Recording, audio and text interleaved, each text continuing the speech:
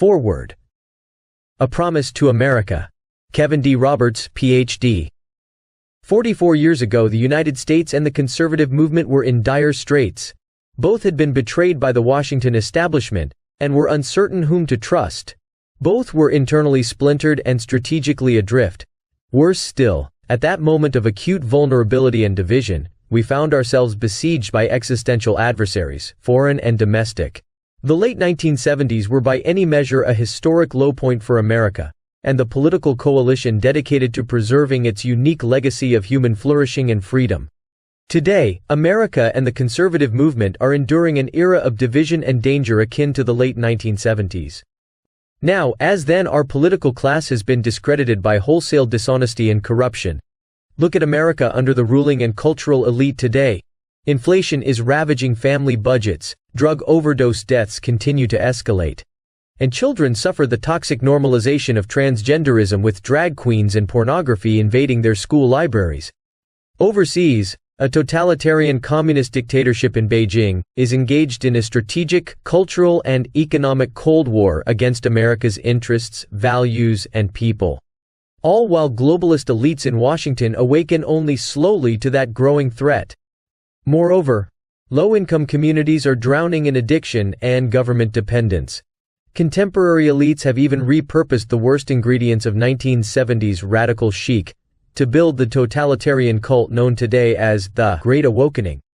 And now, as then, the Republican Party seems to have little understanding about what to do. Most alarming of all, the very moral foundations of our society are in peril. Yet students of history will note that, notwithstanding all those challenges, the late 1970s proved to be the moment when the political right unified itself in the country and led the United States to historic political, economic, and global victories. The Heritage Foundation is proud to have played a small but pivotal role in that story. It was in early 1979, amid stagflation, gas lines, and the Red Army's invasion of Afghanistan, the nadir of Jimmy Carter's days of malaise, that Heritage launched the Mandate for Leadership project. We brought together hundreds of conservative scholars and academics across the conservative movement. Together, this team created a 20-volume, 3,000-page governing handbook containing more than 2,000 conservative policies to reform the federal government and rescue the American people from Washington dysfunction. It was a promise from the conservative movement to the country, confident, specific, and clear. Mandate for Leadership was published in January 1981, the same month Ronald Reagan was sworn into his presidency. By the end of that year, more than 60% of its recommendations had become policy, and Reagan was on his way to ending stagflation, reviving American confidence and prosperity, and winning the Cold War. The bad news today is that our political establishment and cultural elite have once again driven America toward decline. The good news is that we know the way out, even though the challenges today are not what they were in the 1970s. Conservatives should be confident that we can rescue our kids, reclaim our culture, revive our economy, and defeat the anti-American left, at home and abroad. We did it before and will do it again. As Ronald Reagan put it, freedom is a fragile thing, and it's never more than one generation away from extinction. It is not ours by way of inheritance. It must be fought for and defended constantly by each generation. This is the duty history has put before us, and the standard by which our generation of conservatives will be judged. And we should not want it any other way. The legacy of Mandate for Leadership, and indeed of the entire Reagan Revolution, is that if conservatives want to save the country, we need a bold and courageous plan. This book is the first step in that plan. The Conservative Promise. This volume, The Conservative Promise, is the opening salvo of the 2025 Presidential Transition Project, launched by the Heritage Foundation and our many partners in April 2022. Its 30 chapters lay out hundreds of clear and concrete policy recommendations for White House offices, cabinet departments, Congress and agencies, commissions, and boards. Just as important as the scope of the Conservative Promise's recommendations is the breadth of its authorship. This book is the product of more than 400 scholars and policy experts from across the conservative movement and around the country. Contributors include former elected officials, world-renowned economists, and veterans from 4 presidential administrations. This is an agenda prepared by and for conservatives who will be ready on day one of the next administration to save our country from the brink of disaster. The Heritage Foundation is once again facilitating this work. But as our dozens of partners and hundreds of authors will attest, this book is the work of the entire conservative movement. As such, the authors express consensus recommendations already forged, especially along 4 broad fronts that will decide America's future. 1. Restore the family as the centerpiece of American life and protect our children. 2. Dismantle the administrative state and return self-governance to the American people. 3. Defend our nation's sovereignty, borders, and bounty against global threats. 4. Secure our God-given individual rights to live freely, what our Constitution calls the blessings of liberty. What makes these 4 pieces of the conservative promise so valuable to the next president is that they cut through superficial distractions and focus on the moral and foundational challenges America faces in this moment of history. This was one of the secrets of conservative success in the Reagan era, one our generation should emulate. As in the late 1970s, Americans today experience the failures of political and cultural elites in countless ways. In the job market and in the grocery store checkout lines, on the streets and in our schools, in the media and within our institutions. But in truth, these daily dysfunctions are not innumerable problems, but innumerable manifestations of a few core crises. In 1979, the threats we faced were the Soviet Union, the socialism of 1970s liberals, and the predatory deviancy of cultural elites. Reagan defeated these beasts by ignoring their tentacles and striking instead at their hearts. His approach to the Cold War? We win and they lose. His economic agenda? The human dignity of work and its many rewards. His platform in the culture wars? The community of values embodied in these words: family, work, neighborhood, peace and freedom. This book, and Project 2025 as a whole, will arm the next conservative president with the same kind of strategic clarity, but for a new age. Promise number 1. Restore the family as the centerpiece of American life and protect our children. The next conservative president must get to work, pursuing the true priority of politics: the well-being of the American family. In many ways, the entire point of centralizing political power is to subvert the family. Its purpose is to replace people's natural loves and loyalties with unnatural ones. You see this in the popular left-wing aphorism, "Government is simply the name we give to the things we choose to do together." But in real life, most of the things people do together have nothing to do with government. These are the mediating institutions that serve as the building blocks of any healthy society: marriage, family, work, church, school, volunteering. The name real people give to the things we do together is community, not government. Our lives are full of interwoven, overlapping communities, and our individual and collective happiness depends upon them. But the most important community in each of our lives, and the life of the nation, is the family. Today, the American family is in crisis. 40% of all children are born to unmarried mothers, including more than 70% of black children. There is no government program that can replace the hole in a child's soul cut out by the absence of a father. Fatherlessness is one of the principal sources of American poverty, crime, mental illness, teen suicide, substance abuse, rejection of the church, and high school dropouts. So many of the problems government programs are designed to solve but can't are ultimately problems created by the crisis of marriage and the family. The world has never seen a thriving, healthy, free, and prosperous society where most children grow up without their married parents. If current trends continue, we are heading toward social implosion. Furthermore, the next conservative president must understand that using government alone to respond to symptoms of the family crisis is a dead end. Federal power must instead be wielded to reverse the crisis and rescue America's kids from familial breakdown. The conservative promise includes dozens of specific policies to accomplish this existential task. Some are obvious and long-standing goals, like eliminating marriage penalties in federal welfare programs and the tax code, and installing work requirements for food stamps. But we must go further. It's time for policymakers to elevate family authority, formation, and cohesion as their top priority, and even use government power, including through the tax code, to restore the American family. Today, the left is threatening the tax-exempt status of churches and charities that reject woke progressivism. They will soon turn to Christian schools and clubs, with the same totalitarian intent. The next conservative president must make the institutions of American civil society hard targets for woke culture warriors. This starts with deleting the term sexual orientation and gender identity, diversity, equity and inclusion, gender, gender equality, gender equity, gender awareness, gender sensitive, abortion, reproductive health, reproductive rights and any other term used to deprive Americans of their First Amendment rights out of every federal rule, agency regulation, contract, grant, regulation and piece of legislation that exists. Pornography, manifested today in the omnipresent propagation of transgender ideology and sexualization of children for instance, is not a political Gordian knot inextricably binding up disparate claims about free speech, property rights, sexual liberation, and child welfare. It has no claim to First Amendment protection. Its purveyors are child predators and misogynistic exploiters of women. Their product is as addictive as any illicit drug and as psychologically destructive as any crime. Pornography should be outlawed. The people who produce and distribute it should be imprisoned. Educators and public librarians who purvey it should be classed as registered sex offenders. And telecommunications and technology firms that facilitate its spread should be shuttered. In our schools, the question of parental authority over their children's education is a simple one. Schools serve parents, not the other way around. That is, of course, the best argument for universal school choice, a goal all conservatives and conservative presidents must pursue.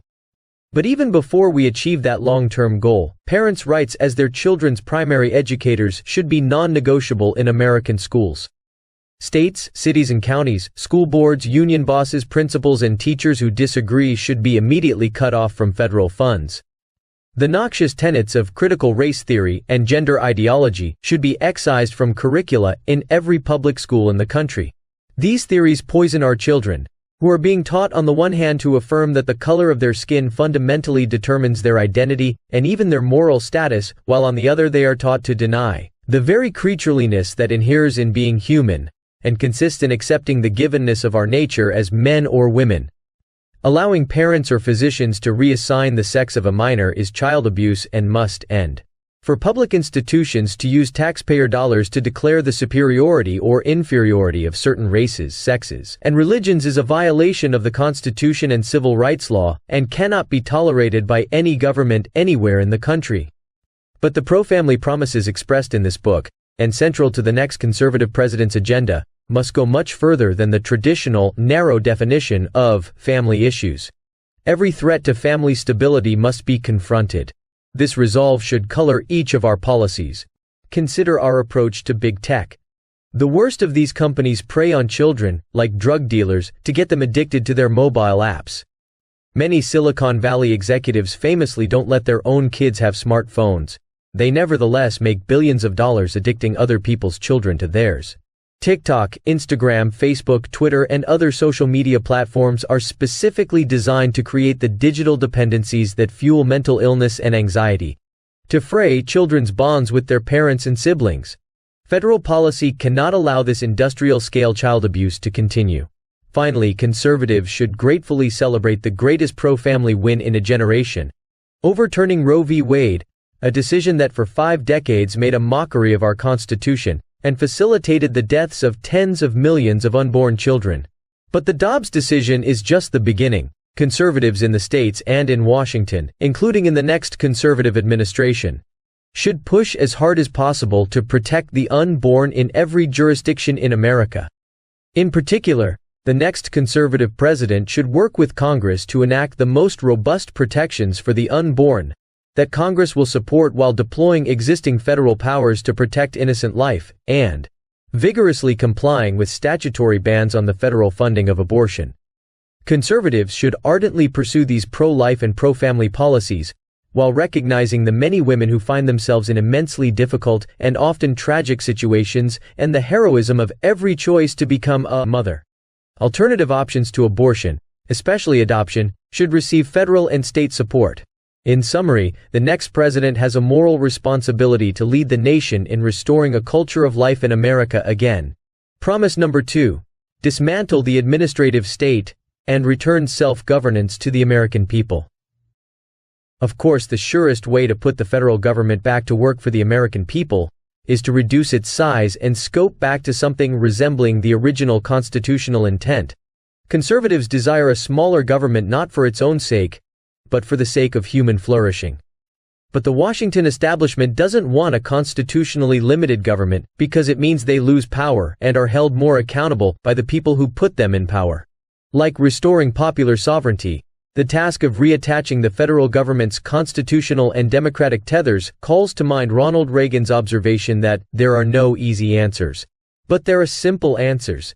In the case of making the federal government smaller, more effective, and accountable, the simple answer is the Constitution itself. The surest proof of this is how strenuously and creatively generations of progressives, and many Republican insiders have worked to cut themselves free from the strictures of the 1789 Constitution and subsequent amendments.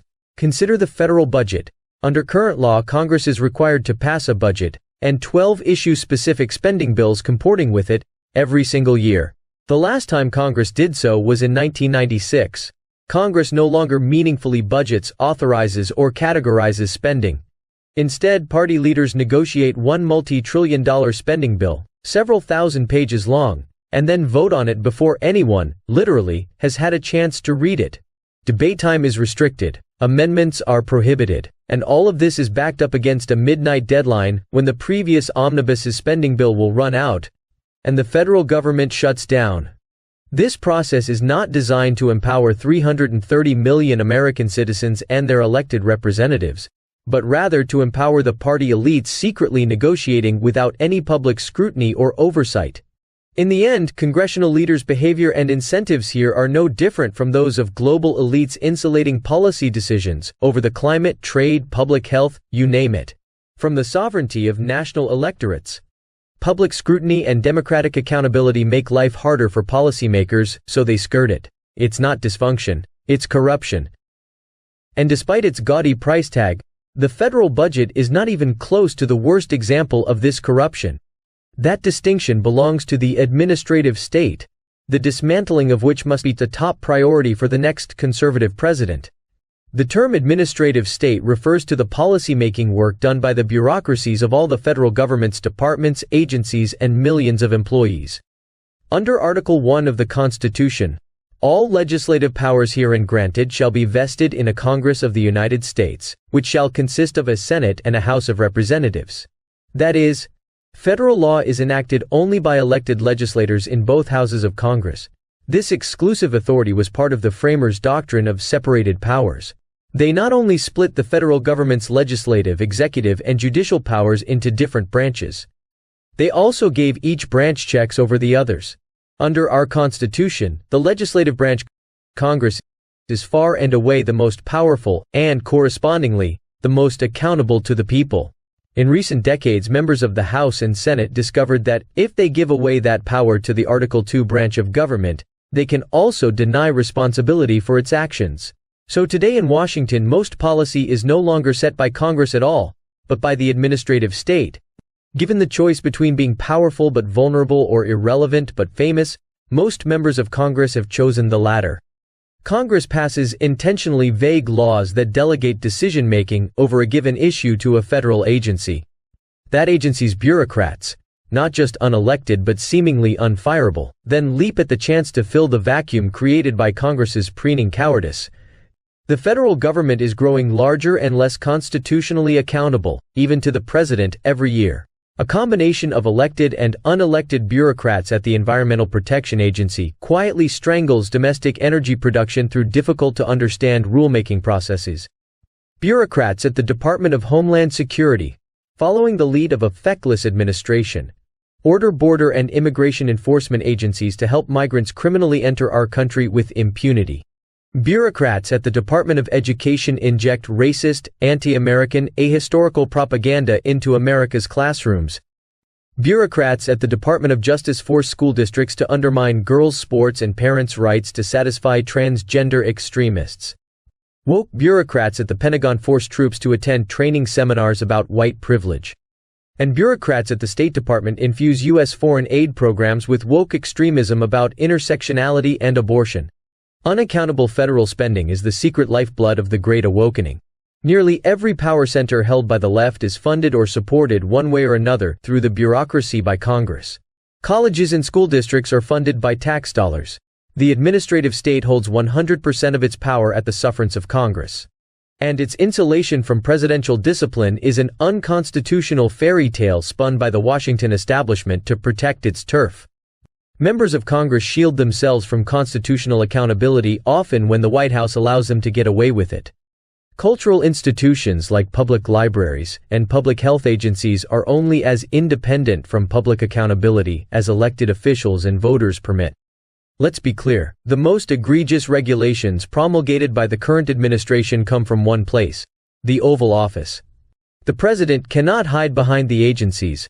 As his many executive orders make clear, his is the responsibility for the regulations that threaten American communities, schools, and families. A conservative president must move swiftly to do away with these vast abuses of presidential power, and remove the career and political bureaucrats who fuel it. Properly considered, restoring fiscal limits and constitutional accountability to the federal government is a continuation of restoring national sovereignty to the American people. In foreign affairs, global strategy, federal budgeting and policymaking, the same pattern emerges again and again. Ruling elites slash and tear at restrictions and accountability placed on them. They centralize power up and away from the American people. To supranational treaties and organizations, to left-wing experts, to sight unseen all-or-nothing legislating, to the unelected career bureaucrats of the administrative state. As monolithic as the left's institutional power appears to be, it originates with appropriations from Congress and is made complete by a feckless president. A conservative president must look to the legislative branch for decisive action. The administrative state is not going anywhere until Congress acts to retrieve its own power from bureaucrats and the White House. But in the meantime, there are many executive tools a courageous conservative president can use to handcuff the bureaucracy, push Congress to return to its constitutional responsibility, restore power over Washington to the American people, bring the administrative state to heel, and in the process defang and defund the woke culture warriors who have infiltrated every last institution in America. The conservative promise lays out how to use many of these tools, including how to fire supposedly unfireable federal bureaucrats, how to shutter wasteful and corrupt bureaus and offices, how to muzzle woke propaganda at every level of government, how to restore the American people's constitutional authority over the administrative state, and how to save untold taxpayer dollars in the process. Finally, the president can restore public confidence and accountability to our most important government function of all: national defense. The American people desire a military full of highly skilled servicemen and women who can protect the homeland and our interests overseas. The next conservative president must end the left's social experimentation with the military, restore warfighting as its sole mission, and set defeating the threat of the Chinese Communist Party as its highest priority. The next conservative president must possess the courage to relentlessly put the interests of the everyday American over the desires of the ruling elite. Their outrage cannot be prevented. It must simply be ignored. And it can be. The left derives its power from the institutions they control. But those institutions are only powerful to the extent that constitutional officers surrender their own legitimate authority to them. A president who refuses to do so and uses his or her office to reimpose constitutional authority over federal policymaking can begin to correct decades of corruption and remove thousands of bureaucrats from the positions of public trust they have so long abused. Promise number 3: defend our nation's sovereignty, borders, and bounty against global threats. The United States belongs to we the people. All government authority derives from the consent of the people, and our nation's success derives from the character of its people. The American people's right to rule ourselves is the obverse of our duty. We cannot outsource to others our obligation to ensure the conditions that allow our families, local communities, churches and synagogues, and neighborhoods to thrive. The buck stops with each of us, so each of us must have the freedom to pursue the good for ourselves and those entrusted to our care. To most Americans, this is common sense. But in Washington, D.C. and other centers of leftist power like the media and the academy, this statement of basic civics is branded hate speech. Progressive elites speak in lofty terms of openness, progress, expertise, cooperation, and globalization. But too often, these terms are just rhetorical Trojan horses concealing their true intentions, stripping we the people of our constitutional authority over our country's future.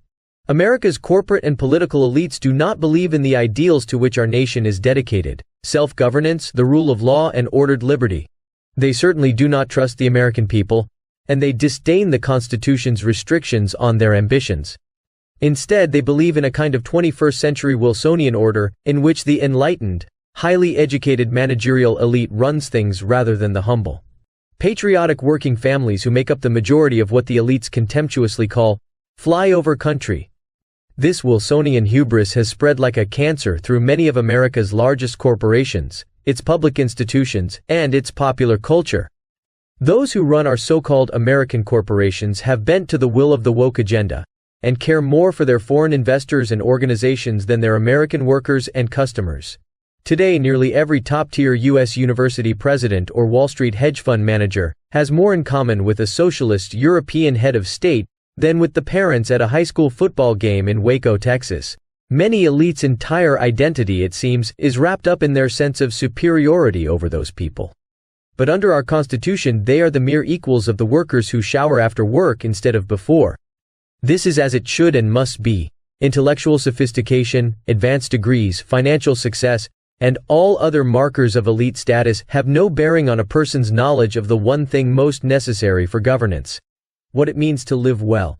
That knowledge is available to each of us, no matter how humble our backgrounds or how unpretentious our attainments. It is open to us to read in the book of human nature, to which we are all offered the key just by merit of our shared humanity.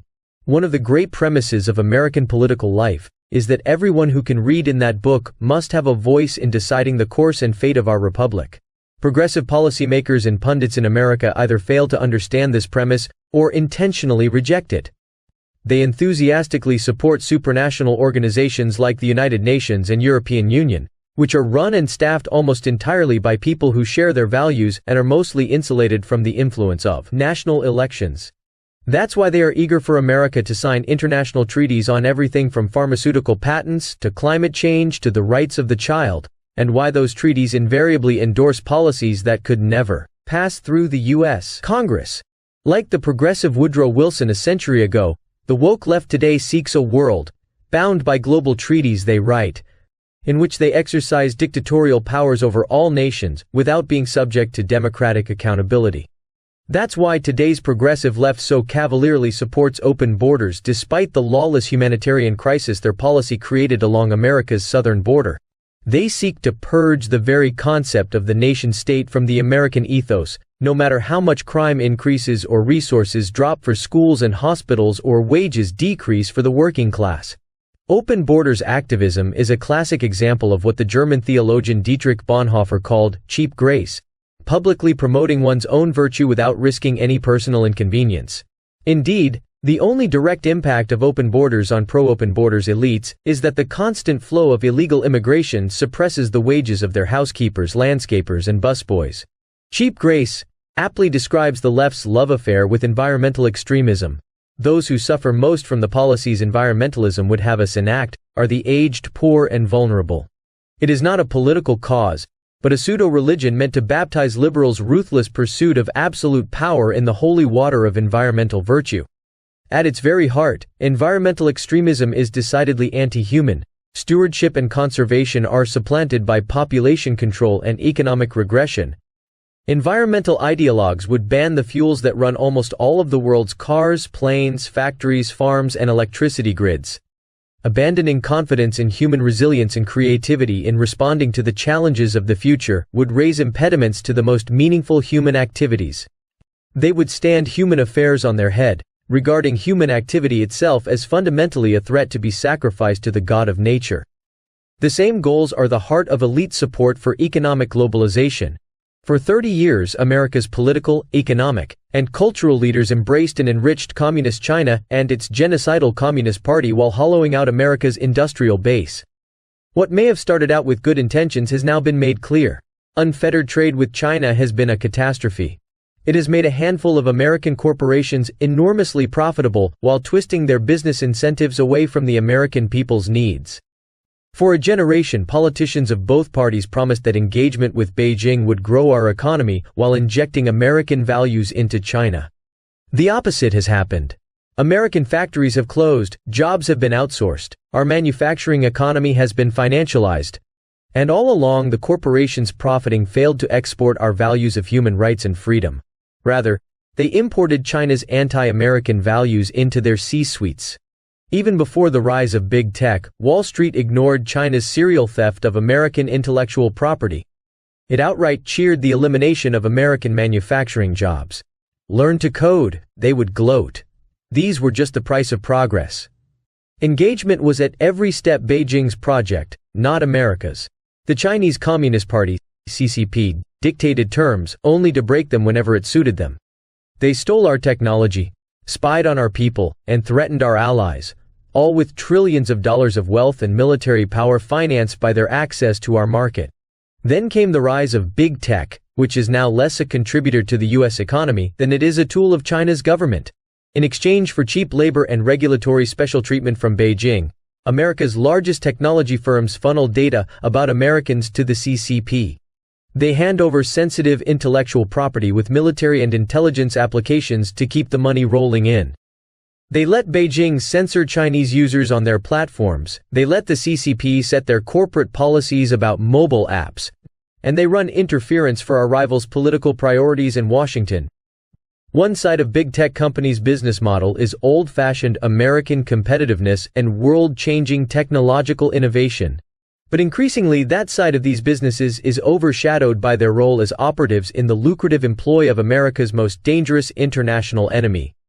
If you want to understand the danger posed by collaboration between big tech and the CCP, look no further than TikTok. The highly addictive video app, used by 80 million Americans every month and overwhelmingly popular among teenage girls, is in effect a tool of Chinese espionage.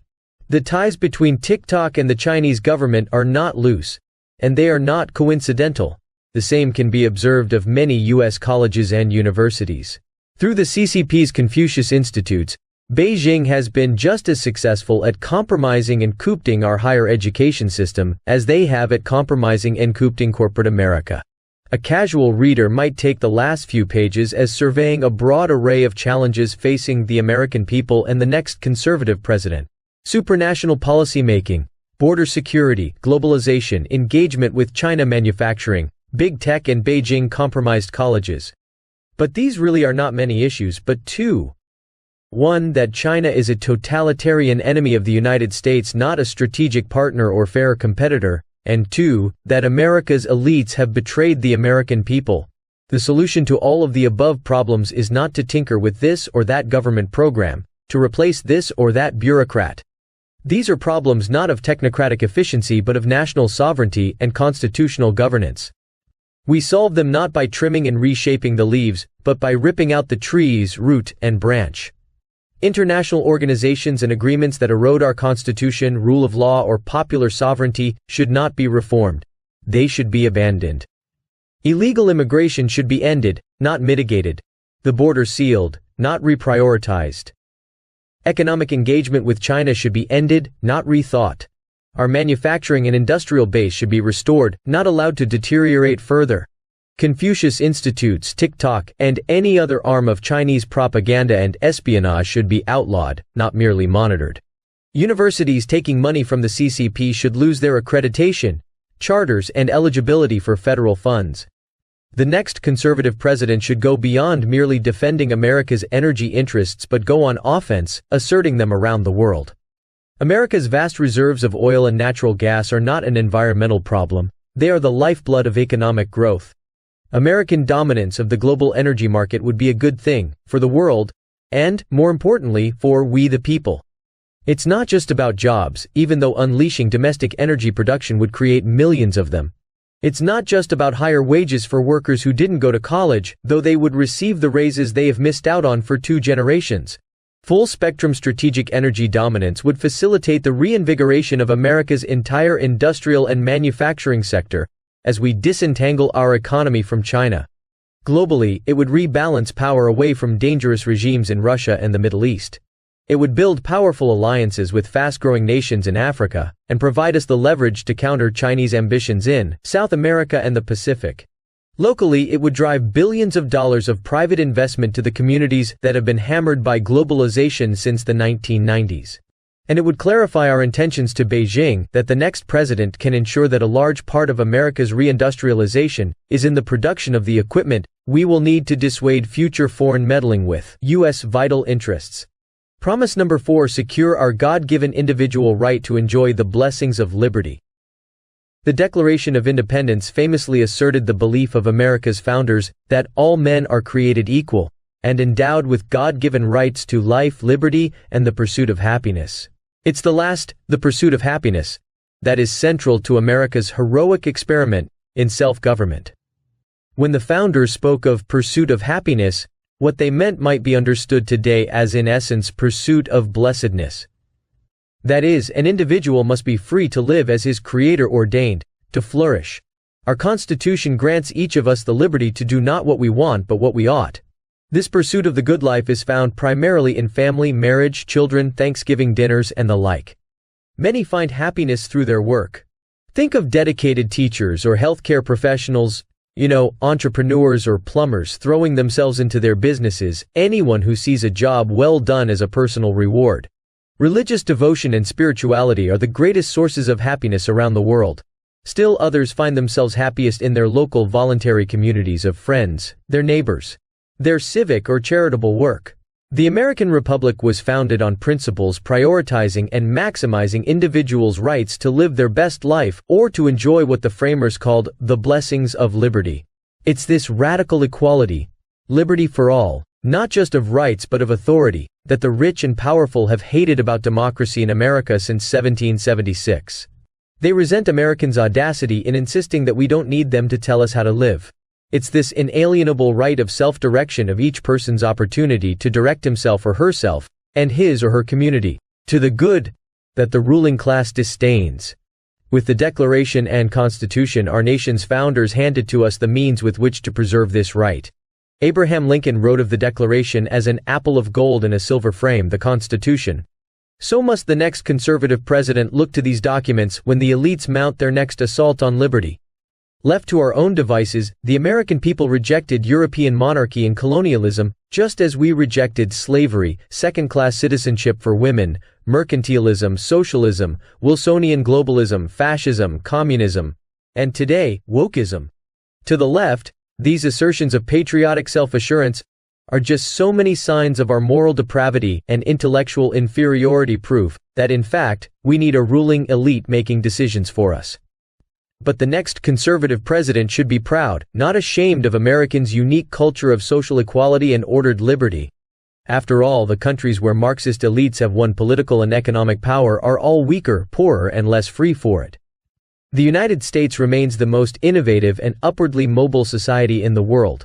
Government should stop trying to substitute its own preferences for those of the people. And the next conservative president should champion the dynamic genius of free enterprise against the grim miseries of elite-directed socialism. The promise of socialism, communism, Marxism, progressivism, fascism, whatever name it chooses, is simple. Government control of the economy can ensure equal outcomes for all people. The problem is that it has never done so. There is no such thing as the government. There are just people who work for the government and wield its power, and who, at almost every opportunity, wield it to serve themselves first and everyone else a distant second. This is not a failing of one nation or socialist party, but inherent in human nature. Nighttime satellite images of the Korean peninsula famously show the free market South lit up, with homes, businesses, and cities electrified from coast to coast. By contrast, communist North Korea is almost completely dark, except for the small dot of the capital city Pyongyang, where a psychotic dictator and his cronies live. The same phenomenon is on display in the infuriating fact that 4 of the 6 richest counties in the United States are suburbs of Washington, D.C., a city infamous for its lack of native productive industries. We see the same corruption expressed on an individual level whenever billionaire climate activists, who want to outlaw carbon-fueled transportation, fly to enlist conferences on their private jets, or when COVID-19 shut down politicians like former House Speaker Nancy Pelosi and California Governor Gavin Newsom were caught at the hair salon or dining at fancy restaurants, after moralizing about how everyone else must stay home and forego such luxuries during the pandemic. For socialists who are almost always well-to-do, socialism is not a means of equalizing outcomes, but a means of accumulating power. They never get around to helping anyone else. The Soviet Empire was a social and economic failure. North Korea, despite the opulence of its tyrants, is one of the poorest nations in the world. Cuba is so corrupt that its people regularly risk their lives to escape to Florida on rafts. Venezuela was once the richest nation in South America. Today, a decade after a Marxist dictator took over, 94% of Venezuelans live in poverty. Even Socialist Senator Bernie Sanders' home state of Vermont was forced to repeal the state's single-payer healthcare system just 3 years after creating it. In every case, socialist elites promised that if only they could direct the economy, everything would be better. Very quickly, everything got worse. In socialist nation after socialist nation, the only way the government could keep its disgruntled people in line was to surveil and terrorize them. By contrast, in countries with a high degree of economic freedom, elites are not in charge because everyone is in charge. People work, build, invest, save, and create according to their own interests and in service to the common good of their fellow citizens. There is a reason why the private economy hews to the maxim "the customer is always right," while government bureaucracies are notoriously user-unfriendly. Just as there is a reason why private charities are cheerful and government welfare systems are not. It's not because grocery store clerks and PTA moms are good and federal bureaucrats are bad. It's because private enterprises for profit or non-profit must cooperate, to give, to succeed. So as the American people take back their sovereignty, constitutional authority, respect for their families and communities, they should also take back their right to pursue the good life. The next president should promote pro-growth economic policies that spur new jobs and investment, higher wages and productivity.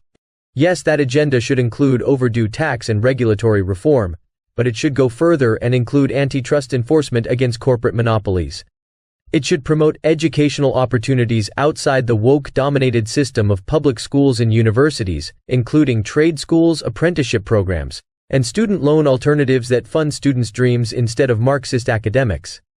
Just as important as expanding opportunities for workers and small businesses, the next president should crack down on the crony capitalist corruption that enables America's largest corporations to profit through political influence rather than competitive enterprise and customer satisfaction. Analogous pro-growth reforms for America's voluntary civil society are also in order. America is not an economy, it is a country. Economic freedom is not the only important freedom. Freedom of religion, freedom of speech, and the freedom to assemble also represent key components of the American promise. Today, in addition to the problem of big tech censorship, we see speakers at universities shouted down, parents investigated and arrested for attempting to speak at school board meetings, and donors to conservative causes harassed and intimidated. The next conservative president must defend our First Amendment rights. Best effort. Ultimately, the left does not believe that all men are created equal. They think they are special. They certainly don't think all people have an unalienable right to pursue the good life. They think only they themselves have such a right, along with a moral responsibility to make decisions for everyone else. They don't think any citizen, state, business, church, or charity should be allowed any freedom until they first bend the knee. This book, this agenda, the entire Project 2025, is a plan to unite the conservative movement and the American people against elite rule and woke culture warriors. Our movement has not been united in recent years, and our country has paid the price. In the past decade, though, the breakdown of the family, the rise of China, the Great Awakening, big tech's abuses, and the erosion of constitutional accountability in Washington have rendered these divisions not just inconvenient but politically suicidal. Every hour the left directs federal policy and elite institutions, our sovereignty, our Constitution, our families, and our freedom are a step closer to disappearing. Conservatives have just 2 years and one shot to get this right. With enemies at home and abroad, there is no margin for error. Time is running short. If we fail, the fight for the very idea of America may be lost. But we should take this small window of opportunity we have left to act with courage and confidence, not despair. The last time our nation and movement were so near defeat, we rallied together behind a great leader and great ideas, transcended our differences, rescued our nation, and changed the world. It's time to do it again. Now, as then, we know who we are fighting and what we are fighting for. For our republic, our freedom, and for each other. The next conservative president will enter office on January 20, 2025, with a simple choice: greatness or failure. It will be a daunting test, but no more so than every generation of Americans has faced and passed. The conservative promise represents the best effort of the conservative movement in 2023, and the next conservative president's last opportunity to save our republic.